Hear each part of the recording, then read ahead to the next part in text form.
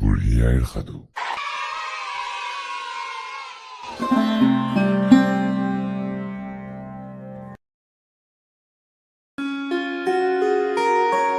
এসময়ত এজনী বুঢ়ী আছিল।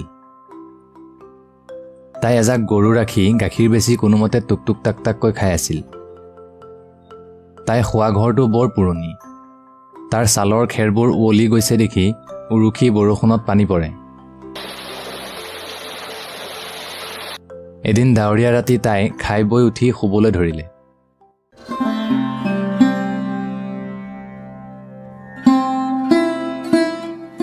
হে প্ৰভু, দীঘল ঠেঙীয়া নেপায় যেন। এইবুলি চাঙত উঠি শুই থাকিল। সেইদিনা ৰাতি এটা চোৰে বুঢ়ীৰ গৰু এটা চুৰ কৰি নিবলৈ বুলি আহি গোহালিৰ কাষতে লুকাই বহি বুঢ়ী শুবলৈ বাট চাই আছিল। এটা বাঘেও বুঢ়ীৰ গৰু খাবলৈ মন কৰি এন্ধাৰে মুন্ধাৰে মনে মনে আহি গোহালিৰ গৰুজাকৰ মাজত সোমাই বুঢ়ী শুবলৈ বাট চাই আছিল। বাঘ আৰু চোৰ দুয়ো বুঢ়ীয়ে কোৱা সেই কথাষাৰ শুনিলে। কিন্তু দীঘল ঠেঙীয়া মানে কি সিহঁতে বুজিব নোৱাৰি ভাবিবলৈ ধৰিলে। দীঘল ঠেঙীয়াটো বা কি? দীঘল ঠেঙীয়াটো বা কি? বুঢ়ীৰ ভাত ঘুমতি আহিল। চোৰে গৰু চুৰ কৰিবলৈ গোহালিত সোমাল। চোৰে ভাবিলে, কোনটো গৰু ভাল কোনটো বেয়া এন্ধাৰে মুন্ধাৰে কেনেকৈ চিনিম? এটাকে যিটো গৰুৱে টিকাত হাত দিলেই জঁপিয়াই উঠিব সেইটোৱে নিশ্চয় চেঙা আৰু ভাল হ'ব। ইয়াকে থিৰ কৰি সি এটা এটাকৈ গৰুবোৰৰ টিকাত হাত ফুৰাবলৈ ধৰিলে। সেইদৰে সি হাত ফুৰাই চাই ফুৰোতে বাঘটোৰ টিকাত হাত পৰিলত বাঘটো জঁপিয়াই উঠিল। চোৰে ভাবিলে, এইটো বৰ কাটন গৰু, ইয়াকে নিব লাগিব। ইয়াকে ভাবি সি বাঘটোৰ নেজডাল পকাই দি তাক খেদি লৈ যাব খোজোতেই বাঘে ভাবিলে, এইটো বুঢ়ীয়ে কোৱা কিবা দীঘল ঠেঙীয়াহে মোক পালে। এই ভাবি বাঘে আকৌ জাপ মাৰি উঠিল। চোৰে ভাবিলে, ই কম গৰু নহয়, ইয়াৰ পিঠিত নুঠিলে ইয়াক লৈ যাব নোৱাৰিম। ইয়াকে ভাবি চোৰে জাপ মাৰি বাঘৰ পিঠিত উঠিলতে বাঘে তাক দীঘল ঠেঙীয়ে ভালকৈয়ে পালে বুলি থিৰ কৰি গোহালিৰ পৰা ওলাই চেকুৰি লৰ মাৰিলে। দীঘল ঠেঙীয়াই মোক ভালকৈ পালে আজি।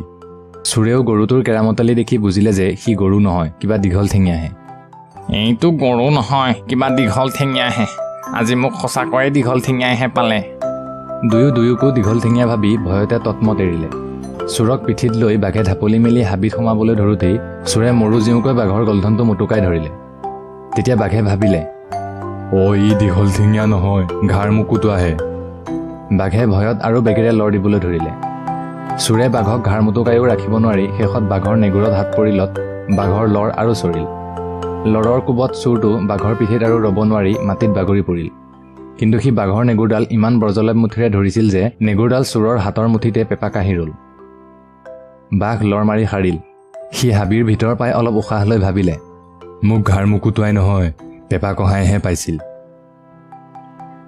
ইফালে চোৰে হাতত নেগুৰডাল পিটিকি চিটিকি চাই দেখিলে যে সেইডাল গৰুৰ কি আন জন্তুৰ নেজ নহয়, বাঘৰহে নেজ। তেতিয়াহে তাৰ ভয় লাগিবলৈ ধৰিলে। এইডালচোন বাঘৰহে নেজ। হে প্ৰভু, তাৰমানে সেইটো বাঘহে আছিল। ৰাতিও ভালেমান হ'ল, এতিয়া বাটো চিনি নাপাম। ৰাতিটো ইয়াতে কটাব লাগিব। সেইবুলি সি ৰাতিটোৰ বাকী দুখৰ কটাবলৈ ওচৰৰে ওখ আম গছ এজোপাত উঠিল।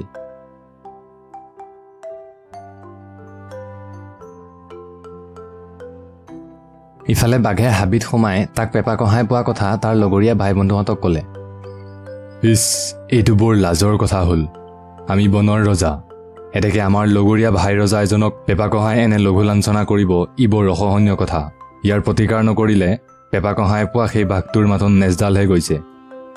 আমাৰ কিন্তু অপমানত নাক কাণ খোপাই যাব, আৰু তাৰ বাহিৰেও পেপা কঢ়া বুলি যদি কোনো জন্তু আমাতকৈ বলি হৈ ওলায় তেন্তে আমি ৰজাৰ শাৰীৰ পৰা গৈ খৰি ভাৰী পানী ভাৰীৰ শাৰীত পৰিমগৈ।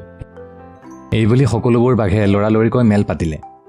শুনা ভাই বন্ধুহঁত, আমি পলম নকৰি এতিয়াই পেপা কঢ়াৰ বিৰুদ্ধে যুদ্ধযাত্ৰা আৰম্ভ কৰিব লাগিব। ব'লা আমি সকলোৱে পেপা কঢ়াক বিচাৰি যাওঁ। দুকুৰিমান বাঘে পেপা কঢ়াক বিচাৰি চলাচ লগালে, কিন্তু ক'তো সিহঁতে পেপা কঢ়াক নেদেখিলে। শেষত এটা বাঘৰ চকু সেই আমজোপাৰ আগত পৰিলত সি পেপা কঢ়াক তাত বহি থকা দেখিলে। সেইটো পেপা কঢ়া! এইবুলি সি আঙুলিয়াই দেখুৱালত এটাইবোৰ বাঘে একেবাৰে হাউৰি মাৰি উঠিল। কিছুপৰ সিহঁতে ভাবি চিন্তি বুদ্ধি এটা সাজিলে। বন্ধুহঁত শুনা, ইয়াক ঢুকি পাবলৈ আমি এটাৰ পিঠিত এটা উঠিব লাগিব। অঁ ঠিকেই কৈছা। আমি এটাৰ পিঠিত এটা উঠি গৈ থাকিলেই তাক ঢুকি পামগৈ। উঠা উঠা। পেপা-কহাক ঢুকি পাবলৈ সিহঁতে এটাৰ পিঠিত এটা, আকৌ সেইটোৰ পিঠিত আন এটা সেইদৰে উঠি উঠি ওখ হৈ গ'ল। সৰ্বনাশ, এতিয়াহে বিপাঙে মৰিলোঁ। তৎক্ষণাত চোৰেও এটা বুদ্ধি উলিয়ালে। সি দেখিলে যে নিচেই তলত পেপা-কহাই পোৱা বাঘটো। সেই নেগুৰ খৰা বাঘটোক চোৰটোৱে গলগলীয়া মাতেৰে মাত লগালে। খৰা চাবি চাবি। খৰা বাঘে ভাবিলে, পেপা-কহাই আনবোৰক এৰি মুখে ধৰে নেকি? ইয়াকে ভাবি সি সুত্তি বুদ্ধি হেৰুৱাই হাবিৰ ফালে লৰ ধৰিলে। সি তেনে কৰিলত তাৰ পিঠিত এটা এটাকৈ উঠি ওখ হৈ যোৱা আটাইবোৰ বাঘ থলথল কৰে মাটিত সৰি পৰিল। সিহঁতেও আমাকো পেপা-কহাই পালে বুলি ভাবি বৰকৈ নৰা ছিঙি লৰি হাবিলৈ পলাই গুচি গ'ল। চোৰে ৰাতিটো তাতে থাকি ৰাতিপুৱাতে গছৰ পৰা নামি তাৰ ঘৰলৈ গুচি আহিল। আৰু তেতিয়াৰে পৰা সি চোৰ নকৰোঁ বুলি শপত খালে। আজিৰ পৰা আৰু মই চোৰ নকৰোঁ, শপত খাইছোঁ।